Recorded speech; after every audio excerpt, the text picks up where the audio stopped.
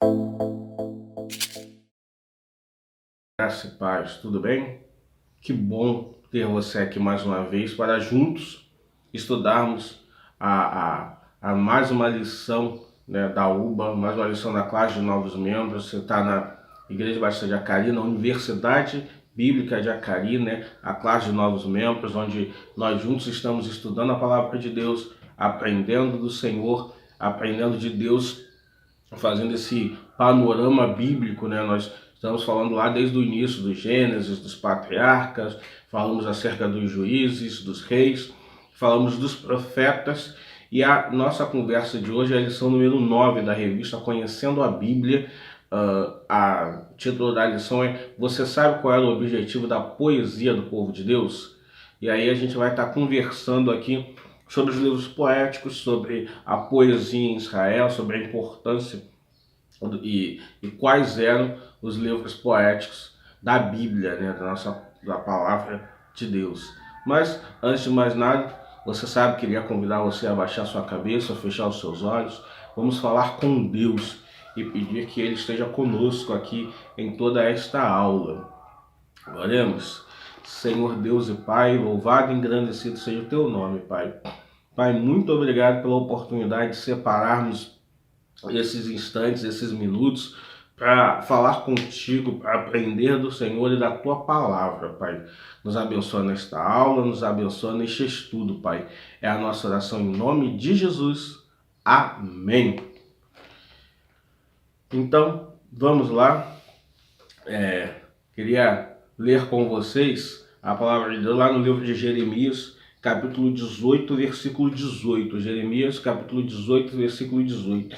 Esse capítulo, enquanto você pega a sua Bíblia aí, ele é um capítulo muito abençoado, muito bacana, muito conhecido, que é o capítulo onde Jeremias fala do vaso do oleiro. Ele é convidado pelo Senhor a ir até onde o oleiro está trabalhando com o vaso, e aí a partir daí o profeta, Deus ministra coisas poderosas ao coração do profeta.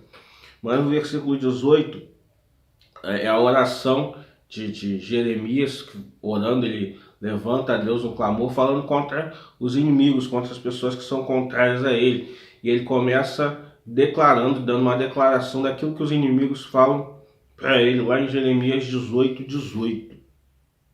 Diz assim, Jeremias 18, 18. Então disseram: Vinde e forjemos projetos contra Jeremias, porquanto não há de faltar a lei ao sacerdote, nem o conselho ao sábio, nem a palavra ao profeta. Vinde firmá-lo com a língua, e não atendamos a nenhuma das suas palavras. Tem muita coisa interessante nesse versículo que a gente pode conversar. A gente pode falar sobre a oração de Jeremias, a postura de Jeremias. Nós podemos falar sobre o intento, né, a intenção dos inimigos de Jeremias. Mas hoje eu queria prestar atenção com vocês nesse miolo aqui do versículo, né? Quando eles dizem: olha, porquanto não há de faltar lei ao sacerdote, nem conselho ao sábio, nem palavra ao profeta. E aí, meditando com vocês nesse versículo, queria chamar a atenção, né? A gente já tem falado do povo de Deus, já tem falado dos patriarcas. Nas últimas, pelo menos 3 lições para trás, a gente conversou muito sobre profetas, sobre exílio, e a gente quer meditar um pouco sobre os livros poéticos, ou também os livros de sabedoria da Bíblia, né? São livros ligados à liturgia do culto, ao culto, a hinos de adoração, a estimular o povo a adorar a Deus, a prestar um culto ao Senhor, e também palavras de sabedoria, palavras de direção, palavras de orientação ao povo, para que o povo seguisse a direção, seguisse os caminhos do Senhor, né? Quer dizer, a Bíblia é um livro completo, né? Um livro recheado de ensinamentos, né? A gente tem desde os livros históricos do Pentateuco, do Velho Testamento, até os profetas, que a gente já conversou bastante, livros que falam dos reis, livros que contam a história de Esther, de Ruth. No Novo Testamento, que a gente vai conversar mais para frente, tem os evangelhos, tem Atos, as cartas de Paulo, as cartas gerais. Tem muita coisa abençoada de Deus. A palavra de Deus é a gente já está falando, né? A palavra de Deus, é Deus falando e ministrando aos nossos corações. E hoje a nossa conversa baseada nesses livros de sabedoria. São pelo menos 5 esses livros, né? E a gente vai pensar um pouquinho sobre eles, né? O primeiro dos livros de sabedoria é Jó. O Jó vem tratando dessa questão do sofrimento de Jó, né?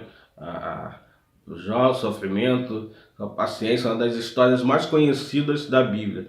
Gente que de repente talvez nunca pegou uma Bíblia para ler, nunca leu nada acerca das Escrituras, conhece ou já ouviu falar pelo menos da história de Jó, né? Jó, todas as suas perdas, né, suas perdas materiais, familiares, a sua saúde, tem todo o contexto do debate dos amigos de Jó com ele de Jó com seus amigos, Jó e Deus, né? E no final do livro vai ser a boa mão de Deus restaurando a Jó aquilo que ele havia perdido, né? Abençoando Jó novamente, né? Sustentando e mostrando através da vida de Jó que ele cuida de nós em todo tempo. Ele cuida da minha vida em todo tempo, ele cuida da sua vida em todo tempo. Não importa as necessidades que tivermos, não importa os problemas que enfrentarmos, nós podemos ter a certeza que Deus cuida de nós. Nós podemos ter a certeza que o Senhor está conosco, que o Senhor está suprindo as nossas necessidades, que o Senhor está nos sustentando, está nos guardando. Nós podemos confiar em Deus e crer que Ele está conosco em todo o tempo. Amém? Meditando ainda nos livros poéticos, vem Salmos, né? O maior livro da Bíblia, né? São os 150 capítulos do livro de Salmos, e aí inúmeros hinos do livro de Salmos, hinos de adoração a Deus, de adoração coletiva, de adoração individual, hinos que falam de confissão, de arrependimento, hinos que são de adoração a Deus, que vão nos incentivar a meditar na palavra de Deus. Né? Alguns desses salmos atribuídos a Davi, e nos estimulam a meditar na palavra de Deus, a mergulhar e adorá-lo, né? Acho que às vezes fala, se é que falta motivo para nós adorarmos a Deus, mergulhe no livro de Salmos. Tem inúmeros motivos para estarmos adorando a Deus no livro de Salmos, inúmeros motivos para prestarmos cultos e adoração e louvar a Deus, porque Ele é bom em todo o tempo, a sua benignidade, a sua longanimidade, o seu amor por nós em todo o tempo, é Ele que nos sustenta, é Ele que nos guarda, é Ele que nos livra dos perigos. Nós podemos em todo o tempo confiar e descansar no Senhor, porque Ele nos socorre, Ele nos sustenta, Ele nos guarda. Nós podemos estar confiando no Senhor, que Ele supra as nossas necessidades e cuida de nós em todo o tempo, né? Descanse no amor de Deus. Vamos louvar e engrandecer o nome do único Deus digno de louvor, adoração e exaltação em todo o tempo. O outro livro é o livro de Provérbios, dentre os poéticos, né? Provérbios é recheado, eles vão dar a autoria de Provérbios a Salomão, ele é recheado de conselhos, né? Conselhos práticos para que possamos andar na direção certa, vai estimular o povo a ficar atento com a questão do preguiçoso, né? Olha para a formiga, para que veja como ela trabalha e nós devemos trabalhar também. Provérbios 31 vai falar da mulher virtuosa, né? Vai falar de como ela trabalha, como ela sustenta, como ela administra toda a casa. Provérbios é um livro interessante que são 31 capítulos, né? Nós já estamos para iniciar um novo mês agora e vale a pena pensar e refletir sobre o livro de Provérbios, né? Você separar um capítulo de Provérbios por dia. Já pensou? Um mês, 31 dias, você lê o livro de Provérbios e você vai perceber o quanto você é abençoado por isso, né? Quero te desafiar a separar 31 dias para você meditar no livro de Provérbios e você vai ter conselhos abençoados para aprender do Senhor e aprender da sua palavra em todo o tempo, tá bom? Vamos junto, aprendendo do Senhor, sendo ministrados por Ele através da sua palavra. Amém? O próximo livro é o livro de Eclesiastes, né? O livro de Eclesiastes é o livro já do rei Salomão, ele já fazendo um balanço da vida, fazendo um raio-x da vida, ele vai olhando para a vida, vai olhando para as coisas, vai percebendo que muitas das coisas que ele considera importantes, essas coisas todas são vaidades, são prazeres, e que nós devemos valorizar o relacionamento com Deus, valorizar aquilo que nos faz realmente pleno, né? E muitas coisas que vão passar na nossa vida, que são superficiais, que não têm valor, que não são eternos, mas o nosso relacionamento com Deus é eterno. Nós podemos estar eternamente juntos com Deus e caminhando com o Senhor, né? Então, independente das circunstâncias que passamos, das coisas que enfrentamos, sabemos que o amor de Deus não muda, sabemos que Ele é eterno e cuida de nós em todo o tempo.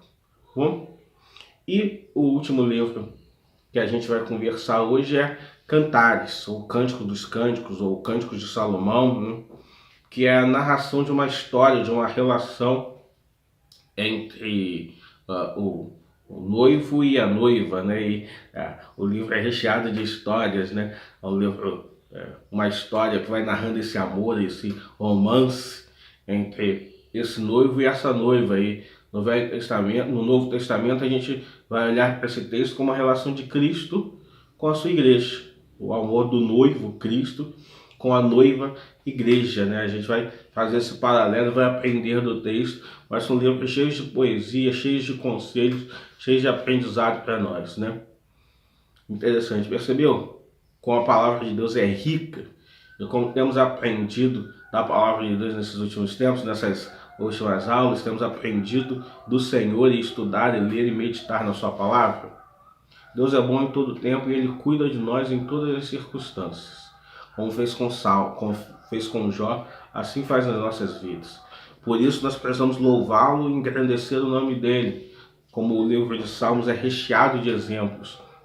Da mesma forma, precisamos estar atentos a conselhos práticos de pessoas que são mais experientes. A palavra de Deus também nos dá conselho, nos dá direção. O livro de Provérbios nos ensina isso. O livro de Eclesiastes vai nos ensinar a colocar nas coisas no padrão do que é mais importante, no padrão das prioridades certas. O que é importante no lugar do que é mais importante e o que é menos importante no outro lugar. Cada coisa no seu devido lugar. E o Cantares de Salomão vai falar desse amor de noivo e noivo, mas vai nos lembrar que Cristo nos ama a tal ponto de entregar a sua vida na cruz do Calvário, por mim e por você, para demonstrar para nós o quanto que Ele nos ama. Tá bom? Amém? Vamos meditar juntos a palavra do Senhor e vamos aprender com Ele o tempo todo. Então, na próxima aula, permitindo Deus, a gente vai conversar sobre a volta do exílio. Né? Temos conversado sobre o exílio nas últimas semanas, vamos falar sobre a volta do exílio. E muitos desses livros, né, são livros escritos mais ou menos nessa época, né? Vão trazer consolo, direção, conselho, para que o povo de Deus possa estar caminhando, tá bom? Vamos juntos meditar e aprender do Senhor em todo o tempo, tá bom? Você pode abaixar sua cabeça, fechar os seus olhos? Podemos orar nesta hora? Senhor Deus e Pai, muito obrigado, Pai, por esses instantes que passamos aqui, Pai, aprendendo do Senhor, aprendendo da Tua Palavra, Pai. Pai, que o Senhor complete nos nossos corações a Tua Palavra em todo o tempo, Pai. Nos abençoa, nos direciona em todas as coisas, Pai. Nos guarda e nos orienta, Pai, é a nossa oração. Em nome de Jesus, amém. Amém? Fique em paz e que o Senhor te abençoe muitíssimo.